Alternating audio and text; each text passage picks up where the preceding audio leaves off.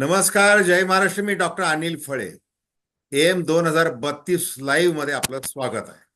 निवडणुका घोषित झालेल्या आहेत. आता 15वी विधानसभा 26 नोव्हेंबरला अस्तित्वात येईल. त्यापूर्वी ही जी मावळती विधानसभा आहे म्हणजे 14वी विधानसभा, यामध्ये सगळ्या आमदारांनी काय प्रश्न विचारलेले आहेत आणि सरकारने म्हणजे दोन सरकार येऊन गेलेले आहेत, या दोन सरकारांनी काय उत्तरं नेमकी दिलेली आहेत. आता संपर्क नावाची संस्था आहे. बहुतेकांना ती माहिती आहे. ज्यांना माहित नाही त्यांच्या माहितीस्तव मी सांगतो की मेधा कुलकर्णी, पुष्पा भावे, अनिल अवचट या सामाजिक ज्येष्ठ कार्यकर्त्यांनी ही संस्था स्थापन केलेली आहे की सरकारने साधारणतः लोकांचे काय मूळ प्रश्न आहे लक्षात घेऊन कुठल्या प्रकारची धोरणं ठरवली पाहिजेत.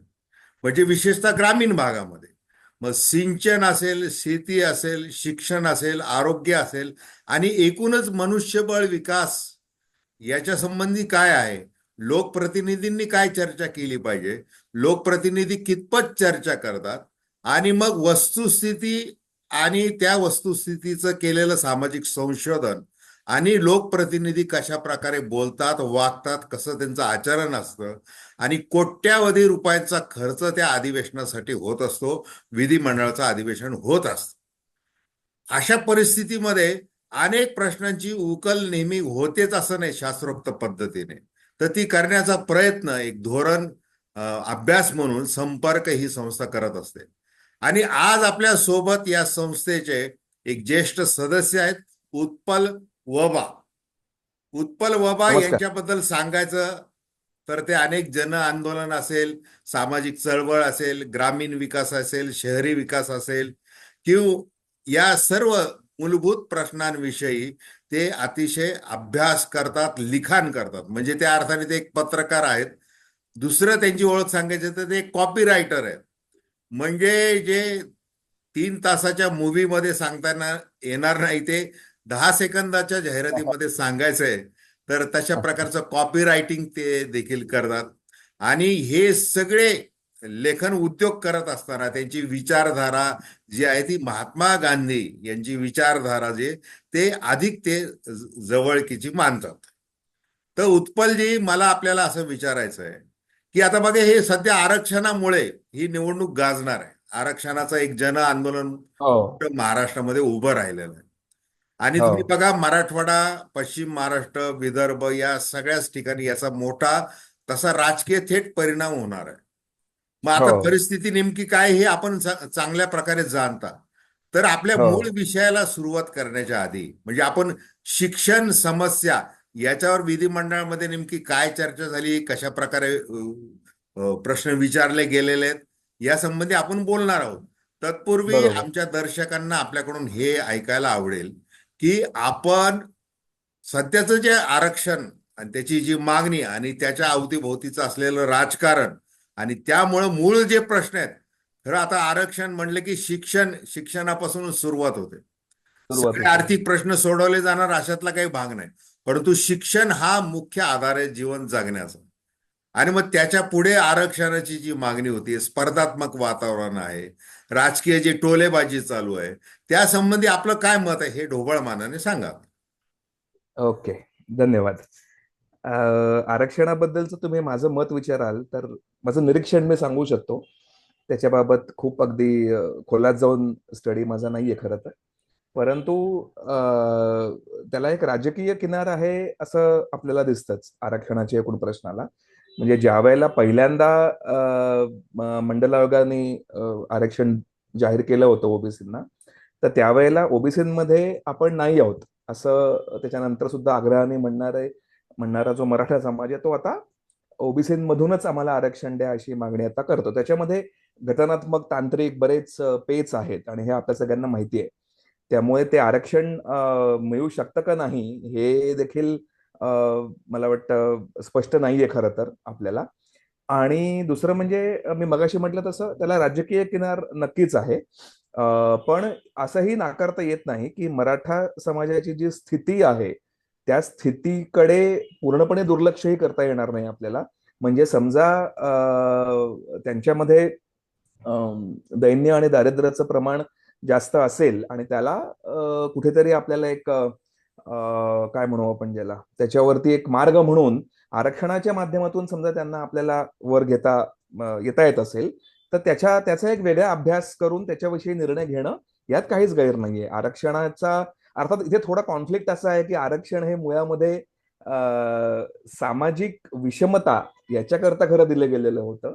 तर त्या निकषावरती मराठा समाजाचं अस्तित्व कसं जोखायचं हा पण एक प्रश्नच आहे. कारण आरक्षण हे काही आपल्याला माहिती आहे की आरक्षण जेव्हा जाहीर झालं होतं त्यावेळेला ज्या घटकांना समाजामध्ये विषम वागणूक मिळाली होती, ज्यांना मुख्य प्रवाहामध्ये येऊ दिलं जात नव्हतं, त्यांना येऊ दिलं जावं म्हणूनची ती योजना होती. त्याच्यात आर्थिक विषमतेचा भाग नव्हता. अर्थात पुढे नंतर आता आपल्याला माहितीये की आर्थिक दृष्ट्या दुर्बल घटकांना सुद्धा आरक्षण जाहीर झालेलं आहे.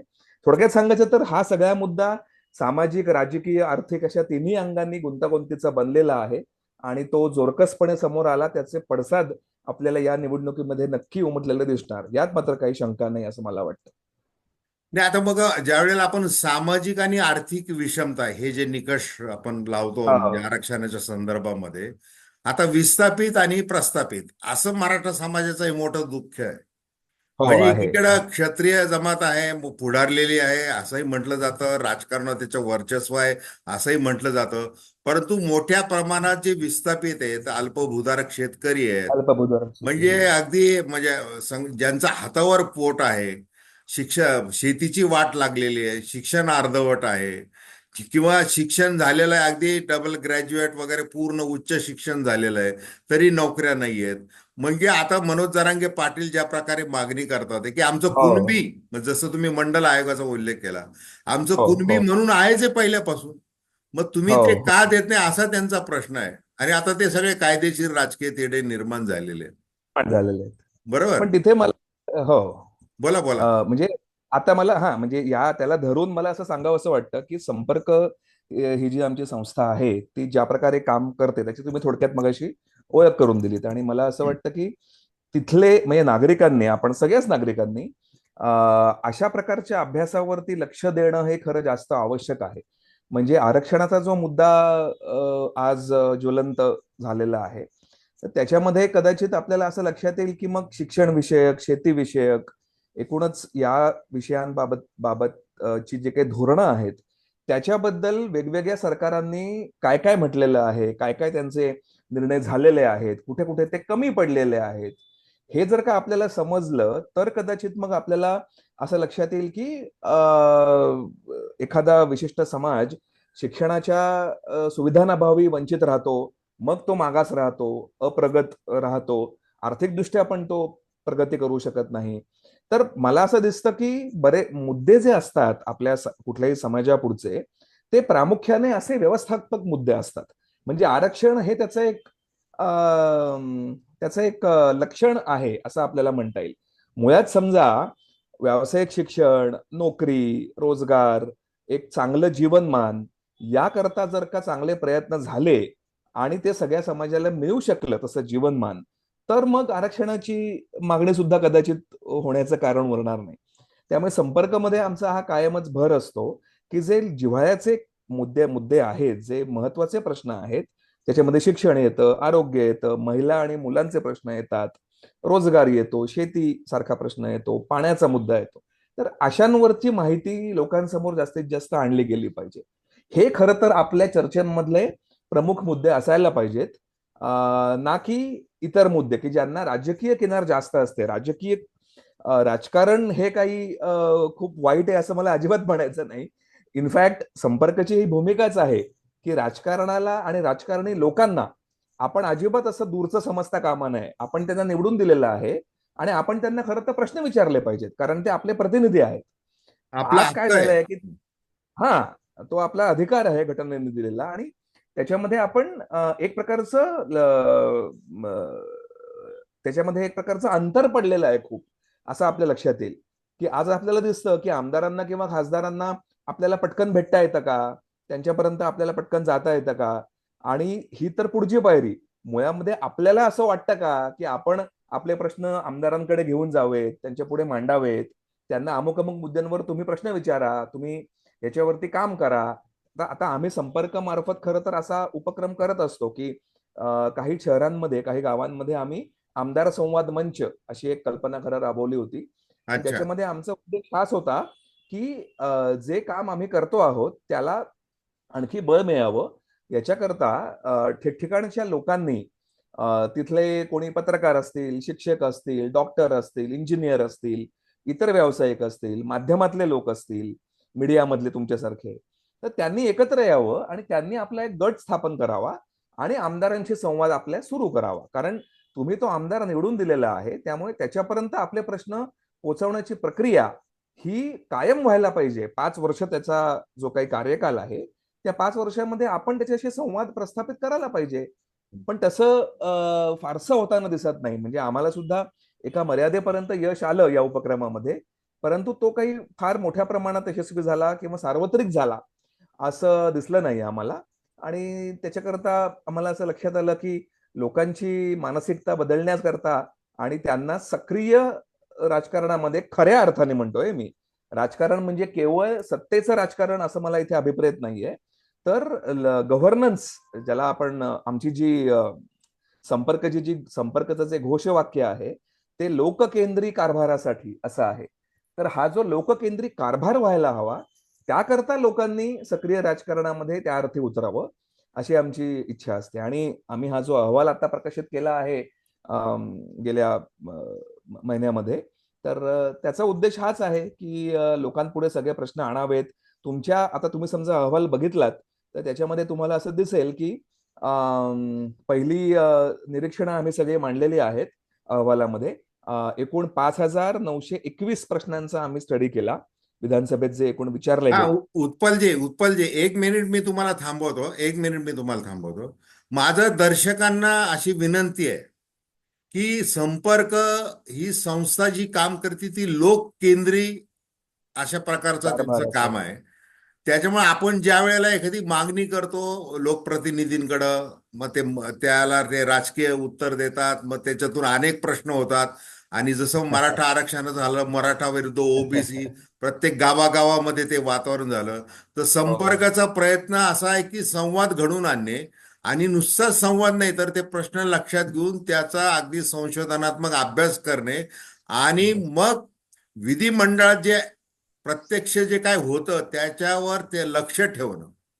आता म्हणून दर्शकांना विनंती की अशा प्रकारे आपण प्रत्येक प्रश्नाविषयी असे मुलाखती आपण या चॅनलवर घेत आहोत, जाणीवपूर्वक घेत आहोत, की लोकांना कळायला पाहिजे आपण ज्यांना मतदान करायला चाललेलो आहोत तर त्यांनी शिक्षणाच्या बद्दल काय विचारलेलं आहे, सिंचनाबद्दल काय आहे, काय आरोग्याबद्दल काय आहे, असे विचारलं? प्रश्न आहेत.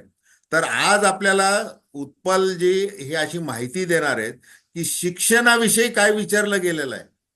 म्हणजे बरोबर. 14व्या विधानसभेमध्ये काय विचारलं गेलेलं आहे.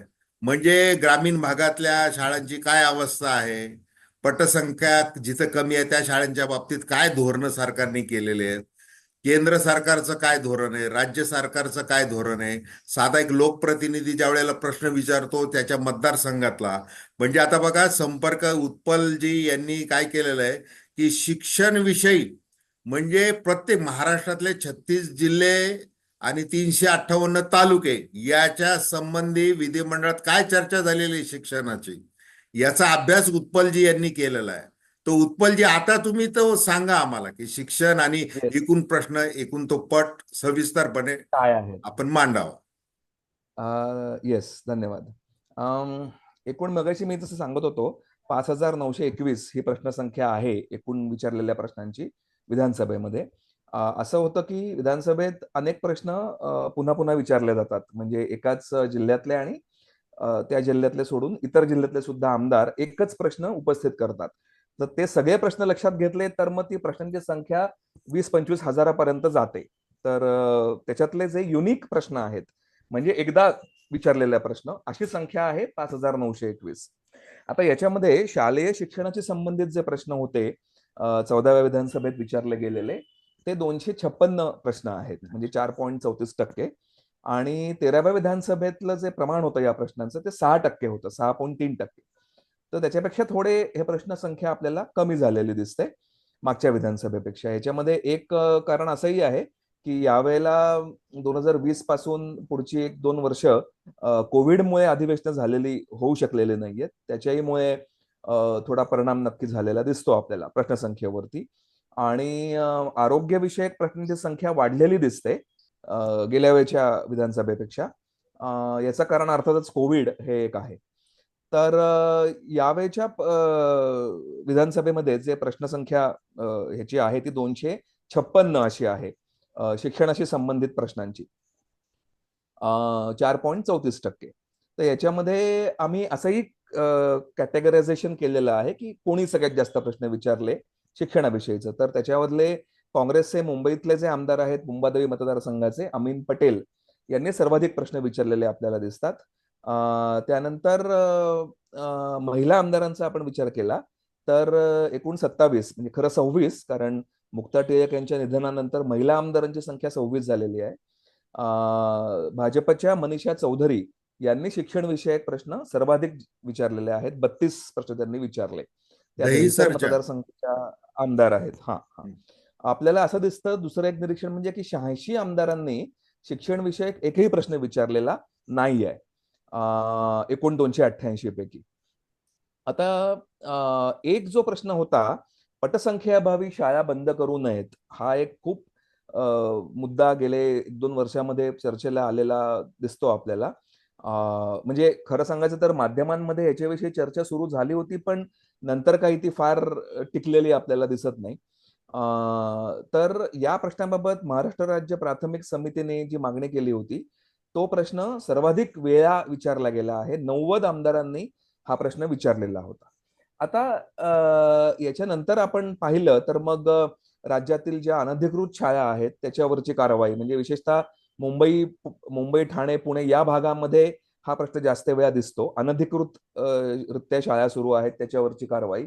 त्याच्यानंतर शासकीय शाळांमध्ये वीज पुरवठा नसणं, पाण्याचा प्रश्न असणं किंवा शौचालयांचा प्रश्न, राज्यातील जी बालगृह आहेत तिथल्या वेगवेगळ्या समस्या, राज्यातील ज्या अनुदानित आश्रमशाळा आहेत तिथे झालेला विद्यार्थ्याचा एका मृत्यू, ओबीसी विद्यार्थ्यांकरता ज्ञानज्योती सावित्रीबाई फुले आधार योजना म्हणून एक योजना आहे, त्याविषयीचे प्रश्न आहेत.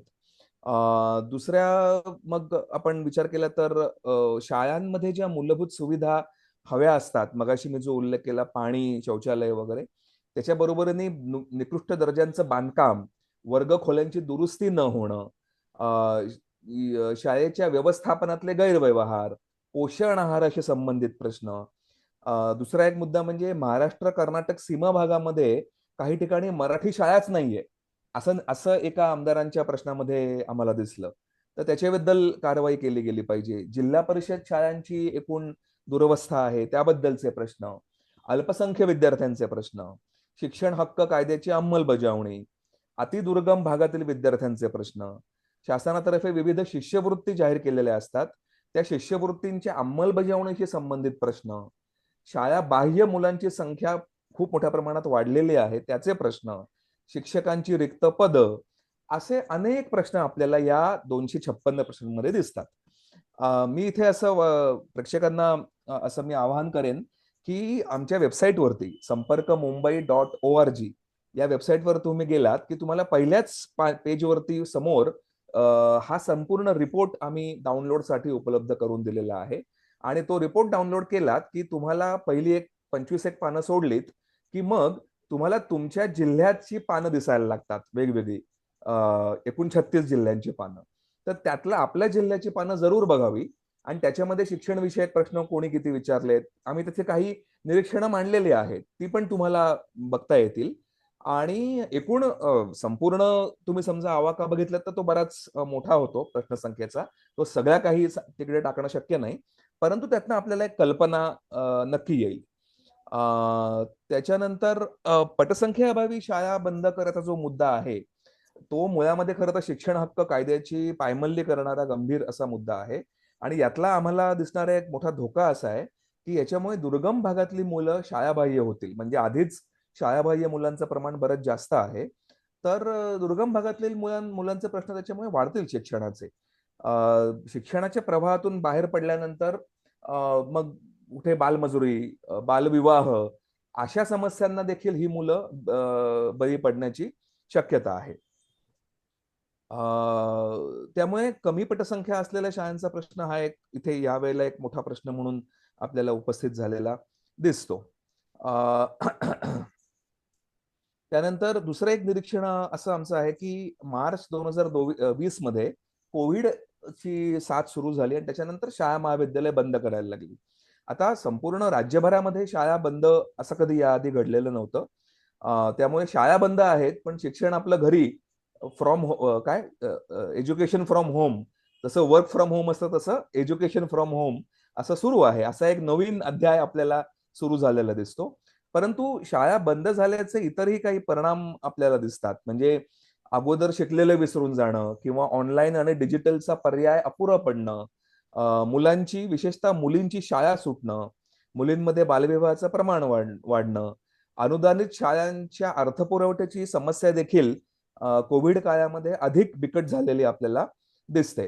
आता खाजगी शिक्षण संस्थांमध्ये जे विद्यार्थी शिकत असतात त्यांचे पालक कायमच वाढत्या शुल्काबद्दल तक्रारी करतात. खाजगी शाळा भरमसाठ फी आकारतात असं.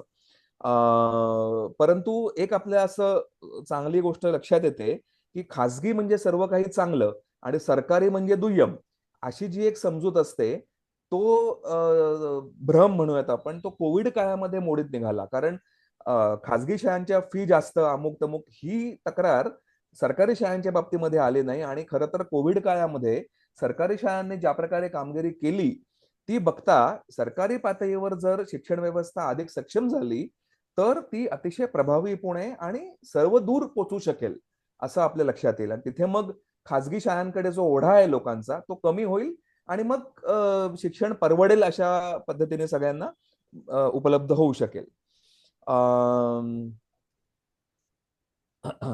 एक दुसरं निरीक्षण आमचं असं आहे की एकूण प्रश्नसंख्या मी म्हटलं 4.34% प्रश्न आहेत शिक्षणाविषयीचे.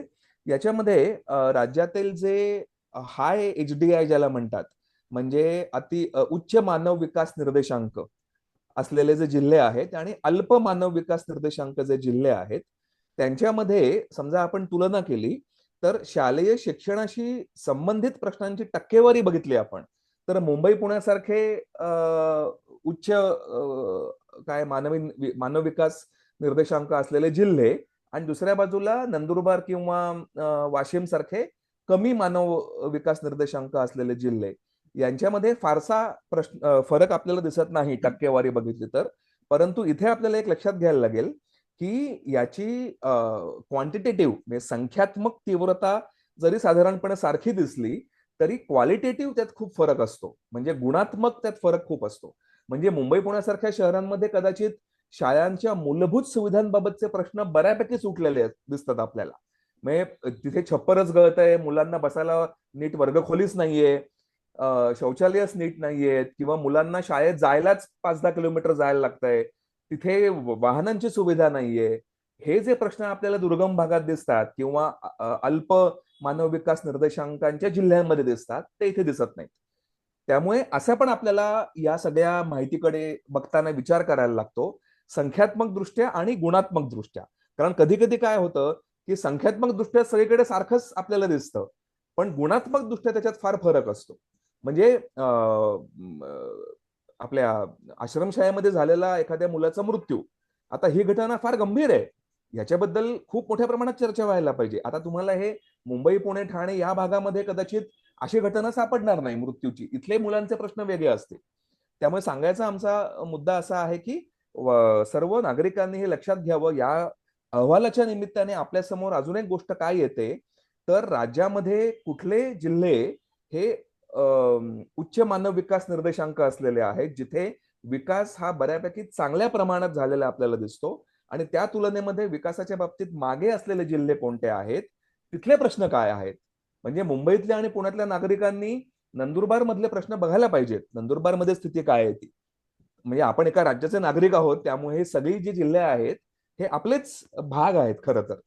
त्यामुळे हे सुद्धा शिक्षण चांगलं होऊ शकतं या अहवालातून असं मला वाटतं. नाही, तर साधारण मला बरं का हा उत्पलजी, माझा तोच मुद्दा आहे की हे हा जो काही सध्याचं जे काही वातावरण आहे, वेगवेगळ्या पद्धतीचं हो सामाजिक वातावरण, ते अतिशय चिघळत चाललेलं आहे. आता हो आरक्षण हा शिकलेल्यांसाठीचा मुद्दा येतो, परंतु त्याच्या हो आधी शिकलं तर पाहिजे. बरोबर. जसं आता हे जे काही ओबीसी समाजातले असतील, हाके असतील, वाघमारे असतील, मराठा समाजातले जरांगे असतील, किंवा धनगर समाजातले काय शेंडगे असतील, अमुक असतील, तमुक असतील, हे सगळे जे नेते आहेत, यांना मूळ जे हे याच्यातले अनेक प्रतिनिधी म्हणून विधिमंडळात बसतात. मग हो. त्या आता कुठल्या की कुठला समाजापुरता हा प्रश्न नाही, सर्वांचा शिक्षणाचं हे सार्वत्रिकीकरण झालं सगळ्यांकरता पाहिजे, आहे. शिक्षणामध्ये समानता पाहिजे. बरोबर. मग आता असं आहे की तुम्ही ज्या वेळेला अभ्यास केलेला आहे हा एवढा, आणि तुम्ही असं ते मांडलेलं की कोणत्या आमदारांनी प्रश्न विचारलेला आहे, कोणत्या आमदारांनी विचारलेला नाहीये. मग तो बरोबर. पक्षनिहाय काय, मग तो आमदार, महिला आमदार आहे हो की पुरुष आमदार आहे हो वगैरे, सगळं तुम्ही अभ्यास मांडलेला आहे.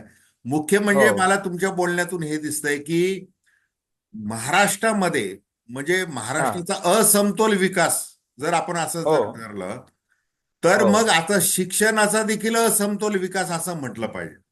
असं म्हटलं पाहिजे. म्हणजे ज्या बरोबर. वेळेला तुम्ही ही यादी देताय, अतिउच्च मानव विकास निर्देशांक असलेले बरोबर. जिल्हे, त्याच्यामध्ये बरोबर. सिंधुदुर्ग, पालघर, सांगली, मुंबई, नाशिक, पुणे, नागपूर, रायगड, ठाणे, कोल्हापूर, मुंबई उपनगर.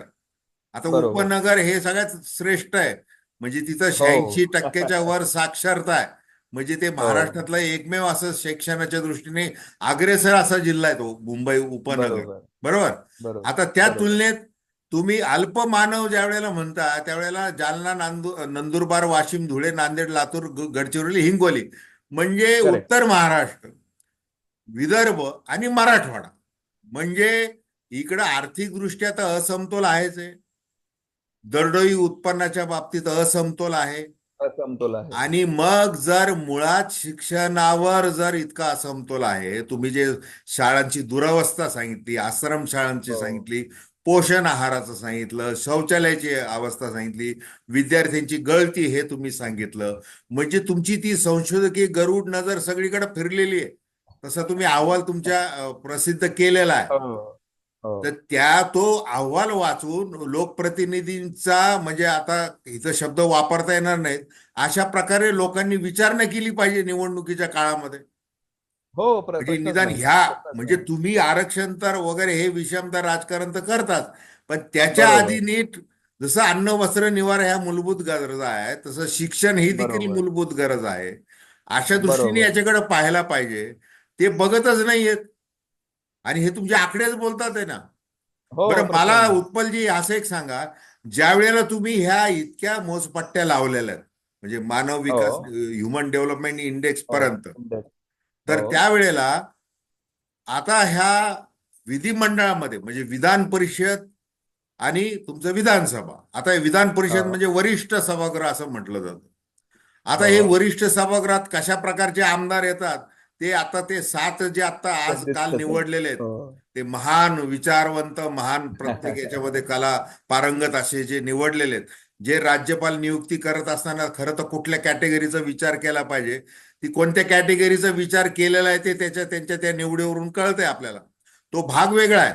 मला असं म्हणायचं आहे की आता ही जी काही लोकप्रतिनिधी आहेत, हे, आता बघा, नीती आयोगाच्या धर्तीवर मित्र, म्हणजे महाराष्ट्र इन्स्टिट्यूशन फॉर ट्रान्सफॉर्मिंग, हे जे काही हो नेमलेलं आहे, हो त्याच्यानंतर अर्थ खात्याचा एक नियोजन विभाग आहे.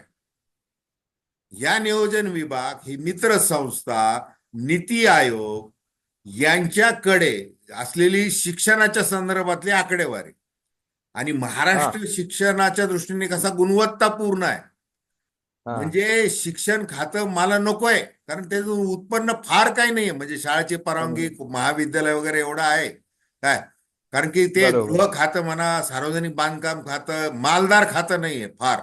पण तरी पण ते बरोबर. माल काढला जातो तो पगारातून, अनुदानातून, इकडून तिकडून. तुम्ही हसताय म्हणजे तुम्हाला आता त्याच्यामध्ये सगळं कळतंय मी काय म्हणतोय ते. तर अशा दृष्टीने लोकांमध्ये जी जागरूकता तुम्ही निर्माण करताय अशा प्रकारचे अहवाल प्रकाशित करून, तर ते जास्तीत जास्त लोकांनी वाचले पाहिजे, तुमच्या त्या वेबसाईट संकेतस्थळावर गेलं पाहिजे, वाचलं पाहिजे. होय आणि तुम्ही होय होय म्हणताय त्याप्रमाणे प्रत्येक जिल्ह्यातली आकडेवारी तुमच्याकडे ती आहे, ती लोकांनी उपलब्ध करून घेतली पाहिजे. आपल्या आमदाराला, खासदाराला विचारलं पाहिजे की काय. तर मी हा जो मला प्रश्न जो तुम्हाला विचारायचा आहे हे जे आमदार आहेत सगळे महान व्यक्ती, सगळे लोकप्रतिनिधी, इलेक्टिव्ह मेरिट क्षमता असते त्यांच्यामध्ये. आता ते विधिमंडळ ज्या वेळेला येतात, तर त्यावेळेला ह्या मुद्द्यांवर कितपत बोलतात. आता ह्या ज्या सरकारी ज्या संस्था त्यांनी ज्या निर्माण केलेल्या आहेत, तर त्याचा कधी उल्लेख झालाय का, काय नेमके. आता ते नुसत्या शिक्षण परिषद असेल, शिक्षण प्रगतीशील शिक्षण, गुणवत्तापूर्ण शिक्षण, हे अभियान ते अभियान, म्हणजे हे अभियान वगैरे त्या सगळ्या ज्या पाट्या आहेत सगळ्या, ह्या मग त्या गळक्या शाळांमध्ये कुठे जातात त्या, म्हणजे काय होतं बरोबर. त्याचं ते सांगा. अ, तुम्ही जो प्रश्न विचारला की विविध संस्थांचा उल्लेख ते करतात का, तर आत्ता जे प्रश्न आमच्या समोर आले, तर त्याच्यामध्ये धोरणात्मक दृष्टीने काही प्रश्न विचारले गेले असं दिसतं, धोरण या पातळीवरती. परंतु बहुसंख्य जे प्रश्न आहेत, ते सगळे प्रश्न हे त्या त्या ठिकाणच्या शिक्षण व्यवस्थेतल्या अडचणींबाबतचे आहेत. म्हणजे मी जसं मगाशी जी सगळी यादी तुम्हाला सांगितली, काय आर्थिक गैरव्यवहार किंवा शालेय काय शाळांची बांधकामातल्या बांधकामातल्या अडचणी, सुविधांच्या अडचणी वगैरे वगैरे, असे प्रश्न तुम्हाला खूप मोठ्या प्रमाणामध्ये विचारलेले दिसतात. परंतु तुम्ही जो म्हणताय नीती आयोग किंवा अशा संबंधित संस्थांची दिलेली आकडेवारी, त्याच्या दृष्टीने काही चर्चा, तर तसं काही फारसं दिसत नाही. परंतु मला स्वतःला एक असं वाटतं की जे प्रश्नांची तुम्ही समजा स्वरूप बघितलं प्रश्नांचं, तर 86 आमदारांनी प्रश्न एकही विचारलेला नाहीये. परंतु 200 आमदार असे आहेत की ज्यांनी प्रश्न विचारलेले आहेत. म्हणजे त्यांनी किमान एक तरी प्रश्न ह्याच्यातला नक्की विचारलेला असणार. तर ह्याला म्हणजे हे आता शेवटी हा परत दृष्टिकोनाचा मुद्दा आहे. परंतु आमदार हे अजिबातच काही याबाबत संवेदनशील नसतात असंही आपल्याला म्हणता येत नाही संपूर्णपणे.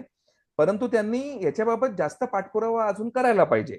आणि जे आज लोकांसमोर चित्र जे येत आहे, एकूण तुम्ही तुम्ही पण जसं म्हणताय की आमदार आणि खासदार हे सगळे लोक म्हटले की ते आपले प्रतिनिधी जास्त न वाटता ते राजकारणी जास्त वाटतात. म्हणजे त्यांचा सगळा जो काही प्रयत्न चाललेला आहे तो राजकीय सत्तेच्या दृष्टीने चाललेला आहे, असं आपल्याला दिसतं. आणि असं एक त्यांची एक प्रतिमा तयार झालेली आहे. तो अडचणीचा भाग नक्कीच आहे. बरं आणि उत्पलजी, तिकडे आता उत्पलजी आपली वेळ संपत आलेली आहे. मी हो मी हो हो. दर्शकांना पण विनंती करणार की तुम्ही हे चॅनल सबस्क्राईब करा. हे नीट हे उत्पलजी जे काही सांगतात आहे त्याची आकडेवारी, संपर्क संस्थेने केलेला अभ्यास हा नीट बघा. आता जाता जाता तुम्हाला मला प्रश्न विचाराय उत्पलजी, की आता हे तुम्ही सांगितलंय की शाळांचे अनेक प्रश्न म्हणजे मांडतच नाहीत असं नाहीये, कारण हा, म्हणजे यांच्या स्वतःच्या प्रश्न येत संस्था आहेत आहेत मोठमोठ्या, पटलावरती. यांच्या हो आश्रमशाळा बरोबर. आहेत स्वतःच्या, बरोबर. यांच्या नातेवाईकाच्या नावावर आहे, यांच्या नावावर आहेत. ते अनुदानं लाटले जातात सगळे. काय म्हणजे त्याच्यानंतर म्हणजे विना आपल्याला अनुदानित शाळा, अनुदानित हो शाळा, मग ती अनुदानित हो. कशी करायची, अर्धा अनुदान बरोबर. अनुदानित मध्ये कशी आणायची, हे सगळे खेळ चाललेले असतात टेबला खालचे सगळीकडं. काय बरोबर. तर ते आता लोकांना माहिती असतं वर करणे, परंतु कसं आहे, लोक जाब विचारत नाहीये. हो, निवडणुकीच्या जाब काळामध्ये विचारत नाही. लोक जाब विचारत नाही. आणि मला असं वाटतं की तुमचा अभ्यास, धोरण अभ्यास, तो डोळ्यासमोर ठेवून विचारला पाहिजे. विचारलं दुसरी पाहिजे. इथे गोष्ट, फक्त मी एक आता हा ह्या हा ज्या नीती आयोग वगैरे हे जे आहे, हे मित्र संस्था, नियोजन आयोग, शिक्षण खातं, हे जे क्वालिटी एज्युकेशन जे एसडीजी क्रमांक 4 आहे, क्वालिटी एज्युकेशन, सस्टेनेबल डेव्हलपमेंट गोल 4, डेव्हलपमेंट गोल. म्हणजे आम्ही अप्रतिम मीडिया गेल्या 10-20 वर्षांपासून, ज्या वेळेला मिलेनियम डेव्हलपमेंट गोल म्हणजे मुख्यमंत्री होते त्यावेळेला आपले विलासराव देशमुख, मग त्यावेळेला आम्ही कार्यक्रम केलेले आहेत त्या संबंधी. आता आम्ही काय सस्टेनेबल डेव्हलपमेंट गोल्स डोळ्यासमोर ठेवून कार्यक्रम करतो आणि तुमच्यासारख्या ज्या संस्था आहेत त्यांना एकत्र करतो, त्यांचा त्यांचा आणि राजकारण्यांचा संवाद घडवून आणतो. आणि पत्रकार म्हणजे मूळ आमचं मीडियाचं काम आहे, प्रिंट, इलेक्ट्रॉनिक आणि सगळ्या प्रकारचा न्यू मीडिया, या सगळ्यांना एकत्र आम्ही आणत असतो. आणि त्याप्रमाणे हा आपण करतोय. म्हणजे कुठेतरी एक निश्चित ध्येय पाहिजे. बरोबर. शिक्षण हा फार मोठा विषय, आवाढव्य विषय आहे. तो मोठा अर्ध्या विषय. तासात किंवा एका अहवालामध्ये मांडता येणार तसा तो नाहीये. अजिबात अजिबात मांडता अवाढव्य येणार असा नाही. विषय तसा आहे. तसा कुठलाच विषय मांडता येणार नाही हा अर्ध्या बरोबर. तासामध्ये.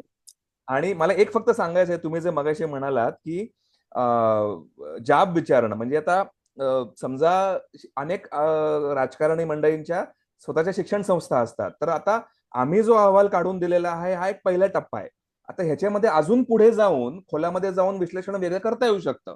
मग ते आम्ही करणं काय किंवा अजून कुठल्या संस्थेने करणं काय हा भाग वेगळा, परंतु ते होऊ शकतं. आणि म्हणून नागरिकांनी असं करावं की या अहवालामध्ये अमुक एका जिल्ह्यातल्या प्रश्नांमध्ये असे काही प्रश्न दिसत आहेत, पण तिथल्या नागरिकांनाही माहिती असेल की अरे हा तर ही शिक्षण संस्था तर याच आमदारांची आहे, मग त्यांना आपण विचारूया त्याच्याबाबत. हे सगळं इथे खुलं होऊ शकत नाही एका अहवालामध्ये. परंतु हे जेव्हा लोकांमध्ये जातं आणि लोक जेव्हा त्याच्यावरती अजून पुढे चर्चा करतात, अजून ते थोडं खोदतात, तेव्हा ते अधिकाधिक ओपन होत जाईल आणि त्यांनी एक दिशा मिळेल कामाला.